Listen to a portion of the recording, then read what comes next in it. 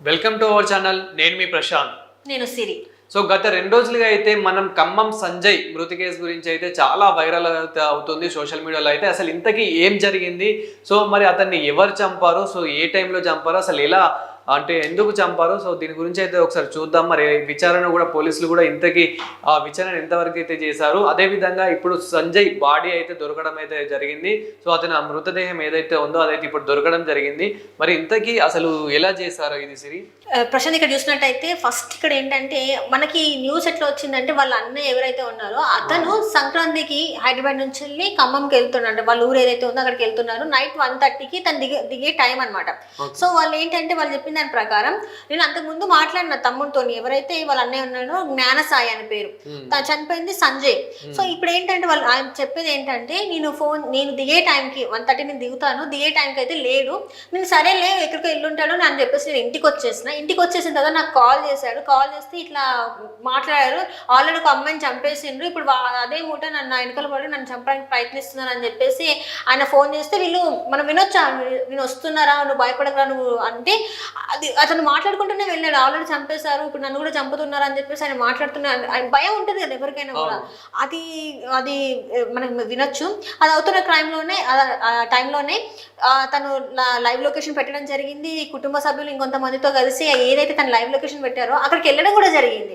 అయితే అక్కడికి వెళ్ళిన తర్వాత ఏంటంటే తను ఏదైతే వాహనం యూజ్ చేస్తాడో హంక్ బైక్, ఆ బైక్ అయితే అక్కడ ఉండడం జరిగింది. కానీ ఆ తర్వాత పోలీసులకి కంప్లైంట్ చేస్తే వాళ్ళు ఒక 5 బృందాలుగా విడిపోయి అక్కడ సెర్చ్ చేయడం అయితే జరిగింది. మొత్తానికి అయితే సెర్చ్ చేసిన తర్వాత అక్కడైతే దొరికింది, ఏదైతే ఒక కాలువలో అంటే సంజయ్ మృతదేహం అయితే లభ్యమైంది. కాకపోతే ఇక్కడ ఏంటంటే ఎవరు ఇంతకీ హత్య చేసింది ఎవరు, ఎప్పుడైతే ఏదైతే తన బాడీ దొరికిందో అక్కడ తన పైన ఎట్లాంటి గాయాలు లేవంట.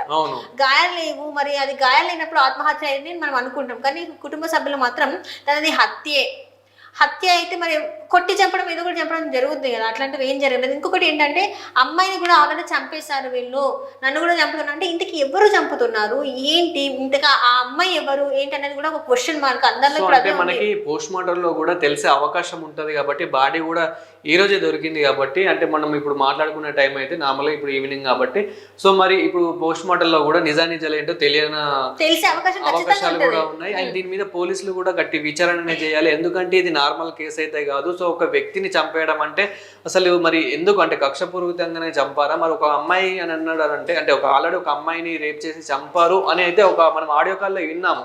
సో అలా అయితే మరి అమ్మాయి మీద అయితే ఎవరో ఒకరైతే కంప్లైంట్ అయితే మిస్సింగ్ కేసు ఇవ్వాలి. మరి అలాంటిది అయితే మనకి పోలీసులు ఎలాంటివి చెప్పడం లేదు. మరి ఇంతగా ఆ అమ్మాయి ఎవరు అనేది కూడా ఒక ట్విస్ట్ గా మారింది. మరి ఆ అమ్మాయి బాడీ ఎక్కడికి తీసుకెళ్లారనేది కూడా ఒక ట్విస్ట్ గా అయితే మారింది ప్రస్తుతానికి అయితే.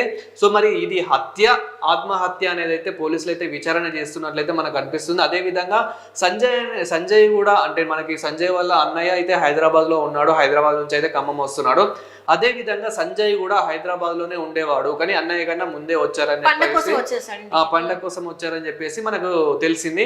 సో హైదరాబాద్ లో కూడా అతను ఉండే రూమ్ లో కూడా పోలీసులు విచారణ చేస్తున్నట్లు కొంచెము వినిపిస్తుంది. సో మీరేమంటారు? అంటే ఇక్కడ ఇప్పుడు ఏంటంటే దాదాపు ఏంటంటే ఫస్ట్ ఆయన ఏదైతే ఫోన్ కాల్ రికార్డ్ మనకు వినొచ్చు, అందులో తను చెప్పేది ఏంటంటే ఇక్కడ కొంతమంది అంటే 4-5 ఉన్నారు చెప్పడానికి వస్తున్నారు అంటే కనీసం ఆనవాళ్ళు పోలీసులకి లభించాలి కదా. అంటే ఇంతమంది 4-5 అంటే తక్కువ కాదు. వాళ్ళు ఉరికిదైనా కూడా ఫుట్పాత్ మార్క్స్ అవన్నీ చాలా వరకు ఉంటాయి. ఆటోలో వస్తే ఆటో మార్క్స్ ఉంటాయి, ఏదైనా వెహికల్ వస్తే ఆ వెహికల్ మార్క్స్ ఖచ్చితంగా ఉంటాయి. మరి అలాంటి మార్క్స్ కోసం సేకరిస్తున్నారేమో మనకు తెలియదు. అండ్ రూమ్ లో కూడా ఇక్కడ ఏంటంటే పోలీసులు చూసే కోణం 2 వైపులు ఉంటుంది. అది హత్య అనేది. ఒకవేళ ఆత్మహత్య అయితే రూమ్ లో ఏమైనా దొరకొచ్చు, అంటే తను ఏమైనా డిప్రెషన్ లో ఉన్నాడా, జాబ్ టెన్షన్ లో ఉన్నాడా, లేకపోతే ఏదైనా లవ్ అఫేర్. అంటే చాలా మంది ఏంటంటే యూత్ అంటే ఖచ్చితంగా ప్రేమించుకుంటూ ఉంటారు. మరి అటు సైడ్ నుంచి ఏమైనా ప్రెషర్స్ ఉన్నాయి, అనేక రకాలుగా వాళ్ళ యాంగిల్స్ లో వాళ్ళు కూడా విచారణ చేస్తూ ఉంటారు. ఒకవేళ దీనికి అంటే తనకి ఏమన్నా మానసికంగా ప్రెషర్స్ ఏమన్నా ఉండి, లేకపోతే ప్రేమ ప్రాబ్లం ఏమన్నా ఉండి, ఇలాంటివి ఏమన్నా ఉంటే మాత్రం ఖచ్చితంగా తన రూమ్ లో అయితే ఏదో ఒక్కటైతే ఖచ్చితంగా దొరికే అవకాశం అయితే ఉంది. అండ్ ఇక్కడ నాకు తెలిసినంత వరకు అయితే తను ఏదైతే తన బాడీ దొరికిందో అక్కడ మాత్రం ఎలాంటి ఆడవాళ్ళు అయితే కనిపించలేదని పోలీసులు చెప్తున్నారు. అండ్ ఇంకొకటి ఏంటంటే చాలా వరకు ఇది ఏంటంటే అక్కడ ప్రజల్లో కూడా అసలు అతనుకి ఎలాంటి శత్రువులు లేరని చెప్పేసి ఇప్పుడు మనం కొన్ని బయట చూస్తే వాళ్ళ ఫ్రెండ్స్ మాట్లాడారు. వాళ్ళు మాట్లాడేది ఏంటంటే అట్లాంటి వాడు కాదు, అసలు అమ్మాయిల జోలికి వెళ్ళేవాడు కాదు, పద్ధతిగానే ఉంటాడు, అసలు ఏం లేదు మాతో మంచిగానే ఉన్నాడు అప్పటి వరకు అసలు అని చెప్పేసి చాలా వరకు అయితే మాట్లాడుతారు. వాళ్ళ అన్నయ్య కూడా మాట్లాడడం జరిగింది. వాళ్ళ అన్నయ్యతో చాట్ చేసింది కూడా, మాట్లాడింది కూడా, ఏ టైం నుంచి ఏ టైం వరకు మాట్లాడింది కూడా వాళ్ళు చూపెడుతున్నారు. ఇలా చాట్ చేసుకున్నాం, ఇప్పటి వరకు టచ్లోనే ఉన్నాడు, సో 1:30 వరకు నేను దిగుతాను అని చెప్పిన తర్వాత వాళ్ళ ఫ్రెండ్స్ని కూడా అక్కడికి వెళ్ళి కొంతమంది అడుగుతున్న టైంలో అయితే వాళ్ళు చెప్పింది ఏంటంటే అదేం లేదు, ఇదైతే ఖచ్చితంగా కూడా ఎవరో ప్లాన్ చేసి దీన్నైతే చేయడం జరిగింది. సో దీని వెనకాల ఎవరున్నారో కూడా ఖచ్చితంగా పోలీసులు పట్టుకోవాలని వాళ్ళు చెప్తున్నారు. అండ్ వాళ్ళ అన్నయ్యతో ఇందాక మనం మాట్లాడుకున్నట్టు వాళ్ళ అన్నయ్యతో చాట్ చేసింది కూడా మొత్తం ఆయన డిస్ప్లే చేస్తున్నాడు. ఇది ఈ సంభాషణ మా ఇద్దరి మధ్యలో జరిగింది. అండ్ సడన్ గా నేను వచ్చి ఇట్లా చేసేసరికి వాడు కనిపించలేదు. సో ఫస్ట్ అయితే బస్ స్టాండ్కి వద్దు, ఇక్కడ ఒక అదేంటి ఆర్చ్ ఉంటుంది అక్కడ దిగిపోరా అని చెప్పేసి కూడా తనే చెప్పడం జరిగింది, దగ్గర ఉంటుంది ఇంటికి అని చెప్పేసి. సో అదంతా జరిగిన తర్వాత ఎవరు కూడా అనుకోరు కదా ఇట్లాంటి ఒక సంఘటన జరుగుతుంది అని చెప్పేసి, ఎవరి మైండ్లోకి రాదు. అందరూ పండుగ ఫెస్టివ్ మోడ్లో ఉంటారు.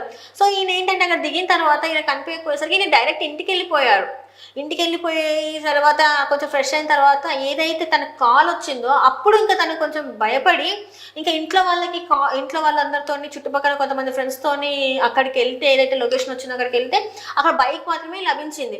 సో ఆ తర్వాత పోలీసులకు చెప్పడమే కావచ్చు, ఇదంతా అయితే జరిగింది. కానీ ఇప్పటికి కూడా ఏంటంటే ఇప్పటికైతే బాడీ మాత్రమే దొరికింది. ఇది మొన్న నుంచి మనకి జరుగుతుంది, అంటే సంక్రాంతి నుంచి జరుగుతుంది. సంక్రాంతి పండుగ కోసం అని ఇట్లా ఇంటికి వెళ్తే అక్కడ ఊర్లో మొత్తం విషాద ఛాయలు అంటే ఎవరు కూడా అనుకోరు కదా, అనుకోని ఒక సంఘటన జరిగింది కాబట్టి అక్కడ కూడా అంతా వాళ్ళ కుటుంబ సభ్యులు అయితే శోక సముద్రంలో ఉండిపోయారు.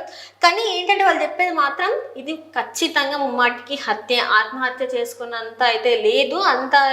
కానీ తెలియదు మనకి, అంటే మనం అన్ని ఇంట్లో కూడా చెప్పుకోలేమి, కొన్ని ఉంటాయి కాబట్టి దానివల్ల ఏమన్నా ప్రెషర్కి ఫీల్ అవ్వడము, లేకపోతే ఇంకా ఏమన్నా స్ట్రెస్కి ఫీల్ అవ్వడం, ఇలాంటివి కొన్ని ఉంటాయి కాబట్టి ఇప్పుడు మనం చూస్తూనే ఉన్నాం చాలా వాటికి చాలామంది ఆత్మహత్యలు చేసుకుంటున్నారు. సో దానివల్ల ఇలాంటిది. కానీ ఎందుకు ఇంత సీన్ చేయాల్సిన అవసరం లేదు, లేకపోతే ఏదైనా ప్రెషర్ ఉంటే ఇంట్లో వాళ్ళతో మాట్లాడినా బాగుండేది. అంటే ఒకవేళ ఇది ఆత్మహత్య అయి ఉంటే మాత్రం ఇంట్లో వాళ్ళతో చెప్పేసి ఉండుంటే మాత్రం ఇప్పటికీ ఒక సొల్యూషన్ అనేది దొరికేదేమో, ఏమో మరి తెలియదు. ఇప్పటికైతే పోలీసులు విచారణ చేస్తున్నారు కాబట్టి మరి తొందరలోనే సో ఇది ఆత్మహత్య అనేది అయితే మనకైతే తెలియనుంది. సో ఒకవేళ ఆత్మహత్య అయితే మాత్రం ఇంతకీ అది ఎవరు చేశారు ఏంటి అనేది మాత్రం వాళ్ళనైతే అరెస్ట్ చేయాలి, కంపల్సరీ అరెస్ట్ చేసి. సో మెయిన్ ఇక్కడ ఇంకొక ట్విస్ట్ ఏంటంటే సరే సంజయ్ది మరి అది ఎలానో అయిపోయింది, దానికి కూడా చాలా ఇది బాధాకరమైన విషయం అని అయితే చెప్పుకోవచ్చు. అదేవిధంగా సంజయ్ చనిపోతూ ఒక మాట అయితే అన్నాడు. సో ఎవరైతే అమ్మాయి, సో ఆ అమ్మాయి గురించి అయితే మెయిన్ బయటకు తీయాలంటే అసలు అమ్మాయి కూడా ఎవరు, మరి అమ్మాయిని కూడా మరి నిజంగానే రేప్ చేసి చంపేశారా ఏంటి అనేది కూడా, సో ఇది కూడా విచారణ అయితే చేయాలి. సో చూద్దాము. ఇప్పటికైతే బాడీ అయితే దొరకడం అయితే జరిగింది, మృతదేహం అయితే. అండ్ ఇప్పుడు పోస్ట్ మార్టం రిపోర్ట్లో కూడా ఏంటి అనేది అయితే తెలుస్తుంది కాసేపట్లోనే. అదేవిధంగా పోలీసులు కూడా విచారణ చేసి నిజాలు ఏంటో అయితే బయట పెట్టనున్నారు. Right, thank you so much.